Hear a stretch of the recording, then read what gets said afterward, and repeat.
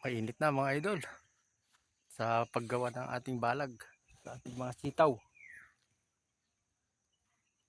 Tumubo na kasi ang ating mga sitaw mga idol, kaya kailangan na ng ating balag na maluwang. Yan. Yan mga idol. Tumubo na. At mga ilang linggo lang yan, maghahanap na ito ng balag. Yan. Yan yung ating balag mga idol na ating ginagawa. Yan. Ang pagtatanim kasi mga idol, kailangan may sistema. Kung pabayaan mo lang yung sitaw dyan sa lupa, magiging kulot-kulot ang bunga.